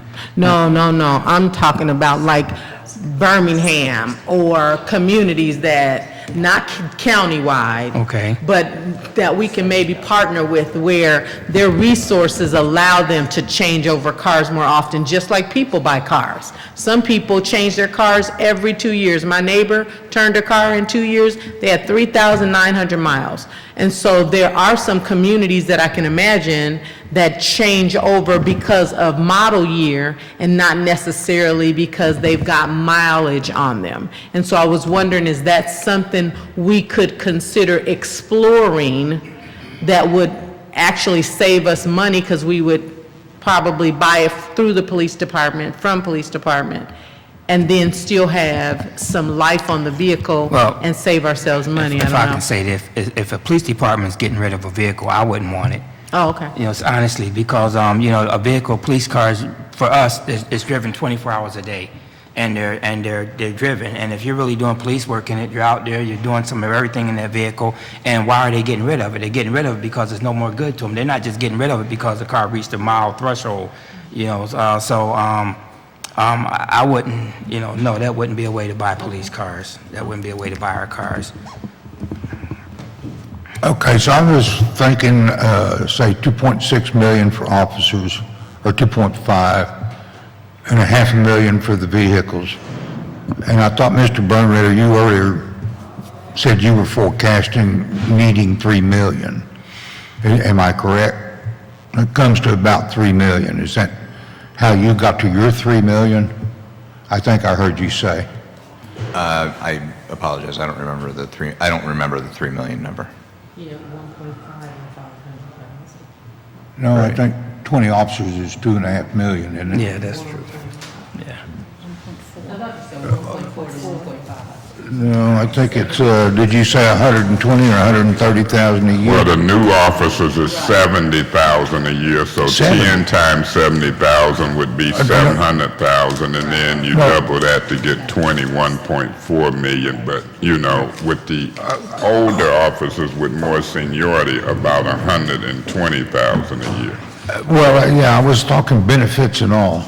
Yeah. So if it's based on 120, that's about 2.5 An million. officer that we hire today costs the city about $75,000 a year. An officer that we hired 10 years ago costs substantially more because they were in the pension program. Okay. Now, So what is that bottom line then? What do we we need? gon' in the future meeting, we gonna add it up in Ms. Steele and Finance. I think it's gonna be somewhere around 2 million, 2.1 million. That would be officers and cars, but only the amount that we decide to go for. We just listening to them, then we gonna have another Finance Committee meeting, Yeah. and we gonna get to the nitty-gritty of if we do anything. Okay. Ms. Steele, or not Ms. Steele, Chief and Deputy Chief Burnritter, do we lay back and you let y'all communicate with the county, or do we politely call them over and ask them any questions? No, we'll continue to stay at the forefront of it. So we'll scrap that Yes. referral and we'll wait. But Please. Ms. Fields raised an excellent point when you look at the revenue from the jail and/or the crossing guards. I'm gonna say we raised an excellent point. You guys brought it to us. We heard it from you. She reiterated it. I'm looking at crossing guards. So we've raised some interesting communication as to where we'll take money from as Ms. Steele and Mr. Newsom try to protect the reserve fund. I've heard two council people who seem to agree with them, Ms. Fields and Ms. Worthing. But, you know, we'll see what the majority of council do, because I ain't as protective as the reserve fund as Ms. Steele, Mr. Newsom, Ms. Fields, and Ms. Worthing, from what I've heard. I'll try to persuade people to loosen up, because I think in 3 years we can replace money. If I'm successful, fine. If I'm not, I don't lose sleep. I do just like you, Chief Johnson. I continue to do my job. So these are going to be some serious conversations, and we'll get there. But I'm a trustee of the city, and my job is to be fiscally responsible. So I'll take what Ms. Steele and Mr. Newsom say very seriously, but the buck going to stop here. And I'm really taking a serious look at the police department. Is it something you want to chime in on I just want to as we say, get ready to wrap up? Yeah, I just want to say thank you guys for even giving us the opportunity to come before you and discuss this budget, and for the attention and that you guys have given it. So just thank you. I would like to thank all the council members who showed up today for these serious callback discussions. And our door is open. I hope y'all doors stay open. Any of the colleagues who touches bases with you, Chief Johnson and/or Deputy Chief Burnritter, I hope y'all will let the door swing back and forth as we go through this process in the next 2 weeks. As I sit in the finance chairperson's seat, I still want to share the whole thing with my colleagues, and if they need information, give it to them. And I think that's how we want to work over the next 2 weeks, because they are going to help us make some serious decisions, and I want them to have access to the information. And so I want all 8 colleagues, including myself, to be able to feel free to communicate with within protocol with you and Deputy Chief Burnritter, however y'all do it, because I want information to flow freely as I try to get these votes and stuff together to set this budget. You say that's Rick, right? Yes, sir. Rick, anything I need to know before you go, just act like these guys ain't here. See?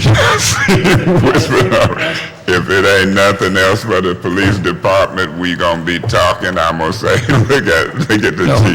thank you. We appreciate the time. We really do.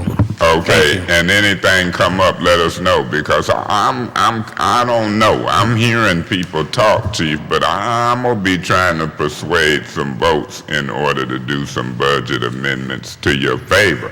I would be remiss if I didn't ask this question. How much money can y'all cut? I can't. Think about it. We'll talk again. Show me some cutting, and we'll talk again. Let's move money around. Thank you, Chief, thank you guys. One last round, I think, with the fire chief. I appreciate my colleagues' indulgence. We can get out of here. I think this is going to be fast.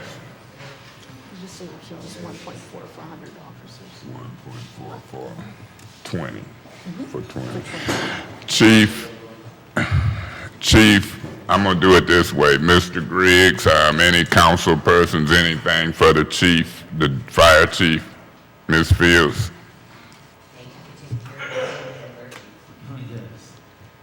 Mr. Guerra? I just want to say I really enjoyed the other day. I went out with Battalion Chief Kovac. Okay. And we were able to see a lot of the calls that you guys got to. And that was the windy day, so there was Yeah, a lot so of we tree had a lot of falls. run going They were on. nonstop running that day. So Yeah. you guys are doing a good job over there. Ms. Fields? I do have a question.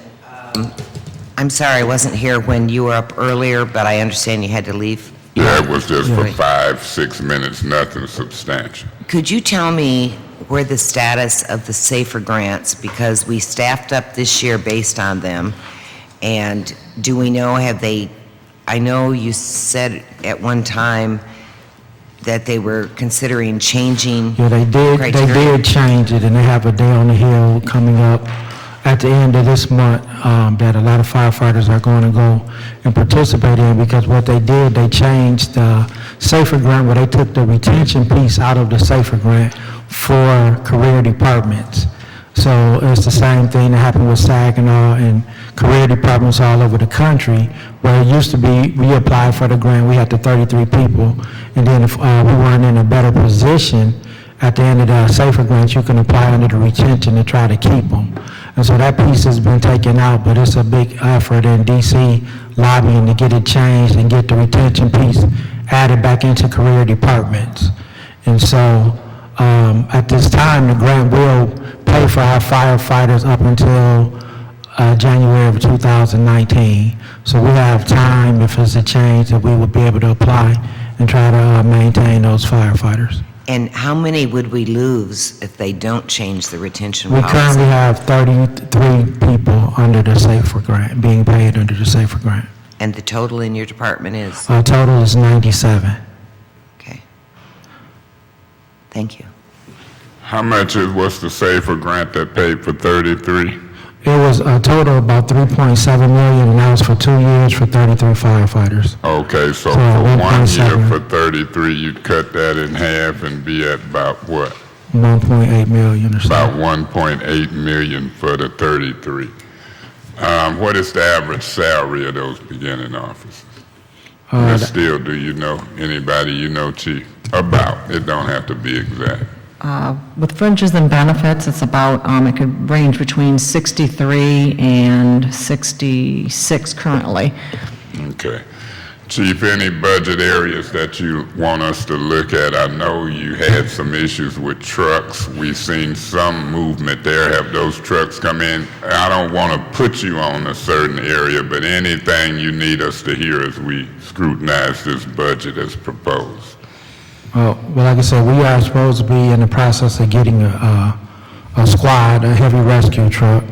I spoke with Mike Rule, because now Fleet Management handles all of that. The council did approve 200-some thousand for CDBG for the purchase of this truck.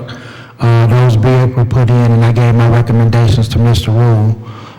He stated in his budget for next year that he put in $1.4 million for a ladder truck. That's something we desperately need. Every time we have something in a commercial structure, we're calling Grand Blanc, Burton, and those people. So those things were put in there, but we only have one truck that's newer besides the two Quints that we have. All our fire trucks are at least 16 years old or older. So, Madam Clerk, I would like to make a referral or an inquiry. And Ms. Jones, Ms. Steele, you can tell me now or you can tell me later. I want to know if there's 1.5 million in that budget for fleet for a ladder truck for the fire department. I want to find out. Ms. Fields. Did you put a application in this year for block grant funding for additional vehicles? And if so, how much? No, we haven't, because we had did the block grant for equipment, and we got some equipment, because our bunker gear, our firefighters' bunker gear had expired, and so we had to replace some bunker gear and SCBA's, and also was money put in for a compressing system, and so that's what we went after this year under the equipment grant. And it was because we had been told by Mike Rule that he had money for a truck in the budget. So with the vehicles now being purchased through fleet management, the money that used to be in our budget to purchase fleet is now going to Mike Rule. Okay, but the reprogrammed CDBG that council allocated for the fire department, is that for the vehicle you just spoke about? Yes. Heavy-duty rescue truck? Yes. Okay, so that's not in the budget, that's a grant funded. Right. And that was reprogrammed. Yeah. And now you're telling me that you did put in an application for this current year's CDBG for equipment, not vehicle? Right. Okay. Because we have, like I said, we have our bunker gear, and they say that the expected life of a bunker gear is about 10 years. With Flint, we probably get about 5 till our bunker gear start being in disrepair. Just for example, in the last 5 weeks, we've had over 70 structure fires in a 5-week frame. And you have departments that don't have 70 structure fires in a year. Are there any grants that you know of for big equipment for fire departments? Pretty much the only grant, they had AFG grant and the SAFER grant, which was staffing, but for equipment, it was the AFG grant. What happened with the city of Flint, we just got back in good graces, because we did receive a AFG grant this year where it also gave us the bunker gear and SCBA's, which helped us outfit the 33 people that we hired in under the SAFER grant. But in the past, we had received trucks before past administration. When they had money left over, didn't do properly. If it was over $10,000 left, you were supposed to give it back to AFG, or if you use it, you were supposed to tell what you used it for, and you could have receipts. Well, past administration didn't do that, so this was the first AFG grant that we got with the equipment in over 10 years because of the way things have been handled. Because every time you apply for a grant, when they had the closing date, the department had never closed out the grants. And so with that being said, we'll never get awarded. And we usually get thrown out at the initial phase of the grant and putting in applications because they would ask for information that wasn't there. And so when we apply this year, we have a new administration. The past administration did that. We have been held responsible for what they did 10 years ago, and we asked for a chance to rectify that, and they gave it to us. So we had to go through a little more extra work with our SAFER grant just to show that we were doing everything that we were supposed to do to get it. But that was the thing. So before we would apply for a grant, we would never get past the first stage because of the way the grants have been handled in the past. I fully understand that, and that's one reason why I keep talking to council and bringing up questions with our grants department so that council understands the ramifications of not doing your grant processes and your grant monitoring it correctly, because you are penalized. And I don't know if we'll ever get another grant from the DOE, because under the Walling administration, they totally messed up the Energy Efficiency Conservation Block Grant, and so DOE is almost a closed agency to us, so I commend you on pursuing this, so now we have that funder as an option again. Yes. Yeah, but you do look periodically Yes, when it opens for somebody up. for large Yeah, equipment. Yes, when it opens up, we will apply for a truck under it. Like I say, it was, the grant we just received was like 300-some thousand, and it paid for SCBA's. It gave us 33 SCBA's, and that included the harness, 2 bottles, and face pieces under that grant. And they also gave us the bunker gear for 33 firefighters. So like I said, that allowed us to be able to outfit the Safer Grant employees and a few more without any cost to the city. We had to match 20%. Well, that's match. all needed, but coming up with a large item like 1.5 million for a ladder truck, we don't have a lot of leeway or a lot of options on Exactly. things. So that's a big one, but it's good you're still, you never know, that you're still pursuing that. And I would suggest also that you put in an additional letter, keep it current, to planning and development to be notified of any needs you have in terms of vehicle for reprogrammed block grant dollars, Yes. because they're supposed to be keeping us current on the amounts of money and what's being reprogrammed, but we never seem to get that information. It's kind of frustrating. And then all of a sudden, there'll come a point in time, they're trying to reprogram, and we didn't even know there was money to be reprogrammed. But we're told that they first consider applications that have been put in Right. for that. So I would definitely put in an application, even if you don't put a dollar amount on it, something generic like for additional equipment. Because one thing we can do, I believe, is we can set aside pots of money, and maybe within like a 3-year period, we might be able to find the funding for a $1.5 million ladder truck. Right, and like I said, when the Safer Grant opened up, we will apply. And like you said, under Wally's administration, at one time, we had applied for a grant and was awarded the grant, and we would have had to pay the 20%. And when we started off, we actually had the money in our budget. By the time we got the grant, the city said they no longer had the money. And so even at that time, we would have been able to get a pump and a rescue truck, and we would only have to pay 20% of the cost. Okay.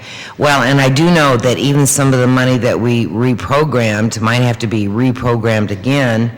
I haven't checked just recently this month, but I do know that some of these contracts have not been executed, or at least they weren't as of a month ago, and some of the money we reprogrammed. So I would stay really on top of that, because things change. Okay, and as you know, that's why I come to a lot of the meetings to listen and see what's going on. So I am aware of if we have something, so we can apply, and when we have staff meetings and stuff like that, so I pay attention, and see if that money can be allocated to the fire department. Chief, you kept referring to equipment. I think Ms. Fields asked you about that you applied for any grant money this year for equipment, but I didn't hear the price tags on this equipment. I even heard the equipment, the bunker equipment for 33, but I need to attach some. Like I said, that one was awarded, that was the one we got through the Safer Grant, and it was around 300,000 that we got. 300,000. And so, like I said, by us getting this new gear, a lot of our bigger equipment, we were awarded, like the SCBA is one of the most important things. After that, it would be the trucks, the rigs. And so, like I said, we got the heavy rescue on the way. Michael said he had a ladder truck. AFG grant opened up, we will look at applying to try to get a truck.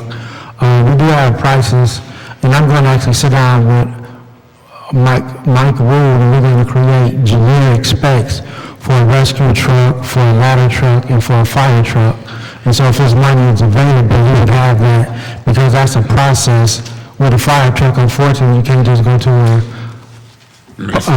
lot and pick one out. They usually build them to specs. You don't have areas that just park fire trucks on the lot. The important question I want to know, Ms. Field, and y'all let me know in this budget, is that 1.5 million coming from the general fund. I want to know what fleet type of trucks is allocated in this budget for the fire department and the police department. Those two departments, I'm adding the police. I'm asking for you to verify whether 1.5 million is in this budget, in the fleet's budget for a ladder truck. And then I want to know specifically again, I think I've had that answer given to me, what amount is specifically in the budget for the police department's fleet. Those two things I want to know. Chief, I would hate to take 1.5 million that's been allocated in this proposed budget for a ladder truck and move it somewhere else. I know you want that truck, but I'm going to be looking seriously at that 1.5 million if it turn out to be true. Ms. Steele, you don't know if general fund money is going to buy that ladder truck? The fleet fund buys it. So what happens is they take a look at the price of the vehicle. It gets depreciated over a number of years. So he has a fleet budget that's allocated, I think, coming up for this coming year is like about $700,000 to $800,000 a year gets allocated as a fleet charge. But that doesn't mean that they didn't purchase the $1.5 million truck. That's included in his monthly fleet charge. So it would be budget. I have to check and verify that it is being purchased next year. I think it is, but I don't want to say off the top of my head. Chief, do you know whether we lease those trucks or buy them outright? We've always bought them outright. Okay, I would want to get one here, but I also want to explore how we pay for it. If we pay it on time or if we pay it cash. I would need to know those information. Do we pay 1.5 million or can we put 200,000 down and pay 100,000 a year? I need to know the terms of buying these trucks.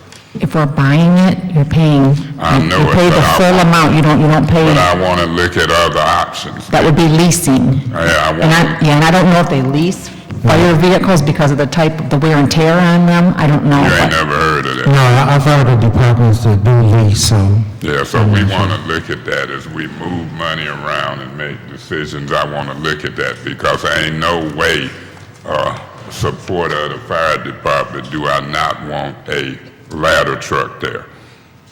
But then at the same time, as I want to protect public safety and move money around, I do want to put some more police on the street.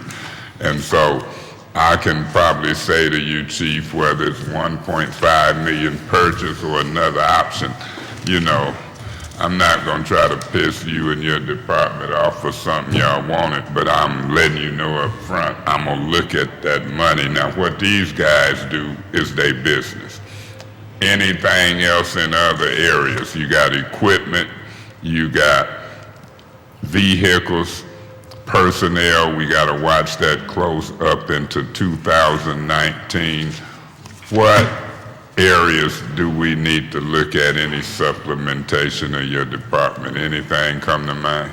Really, I would say that personnel, because again, that grant is only through January, so that won't get us through a full budget year. And so, 33, I think we just said came to 1 point something a year. Right. 1 point what was? It was about 1.8, 1.7. So y'all got them figures in your mind, 1.7, 1.8, if they lose the SAFER grant, that would turn us back if we or Don still decided. You see how easy it is to eat up $3-4 million of the reserve. Mr. Guerra, I'll eat it up though, you know, I'm just that type of guy, but we'll see. Anything else for the fire chief? Chief, anything? Like I say, just considering that, like I said, the minimum manning, and I would like to say in the SAFER grant, if we somewhere aren't able to maintain those people, I would hopefully like the city to be able to maintain at least 18 of those out of the 33. If we maintain 18 people, we would have to monitor what we put on the truck. We would have to go down to 3-man trucks versus 4. But being able to keep 18 people will keep every station open. We'll be able to function. And like I said, there was times we would have trucks for 4-man people. We would also not create a big overtime cost, but at a minimum, I would hope you would consider just in case this money there set aside, that we will be able to keep 18 of the 33. So, Ms. Brown asked me an excellent question. Did y'all put that 900,000 for 18 or so in y'all proposed budget? It's not in there, is it? For what? If the SAFER grant disappeared in January and they were to main 18 for that next 6 months, that would be between 450 and 900,000. If the total for the year of 33 is about 1.8, and then they shut down in January, that's 6 months, half of that is 900,000.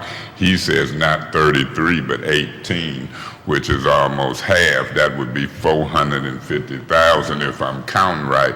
Is that 450 or 900,000 in the proposed budget?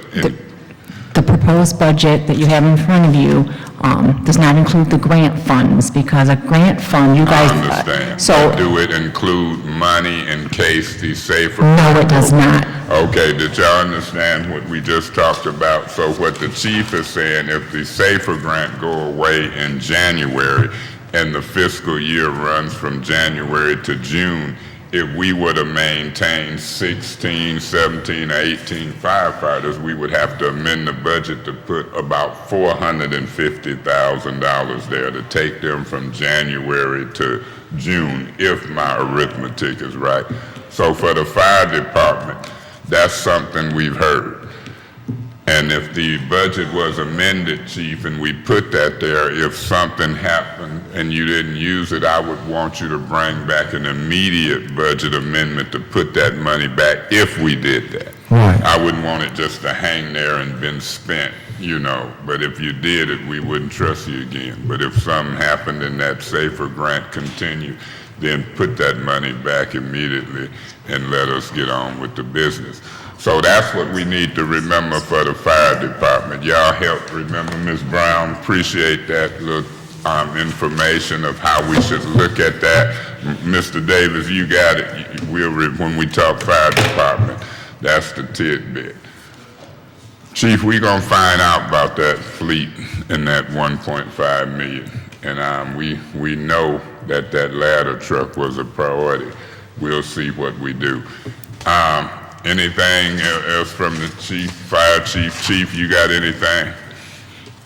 Do any of the council members have anything as far as any budget? Will y'all be willing to meet and talk and vote on these budget amendments in the next 7 to 10 days? And if we do none, we adopt the budget as proposed. If we decide as a group to make amendments in any areas, play with them at home.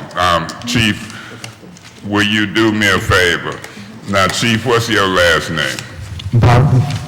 Huh?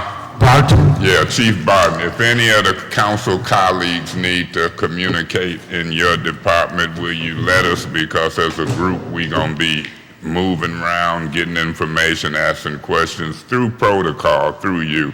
Feel free to let us do our job as we try to, you know, allow everybody the opportunity to work as a body and a group.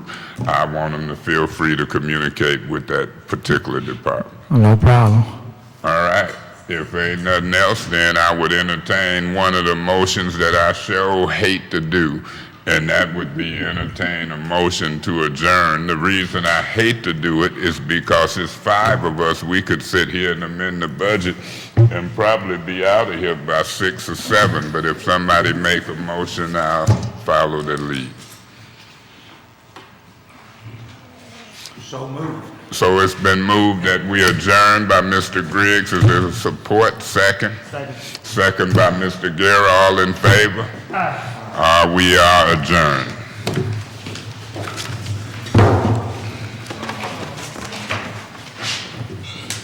Instead of leaving.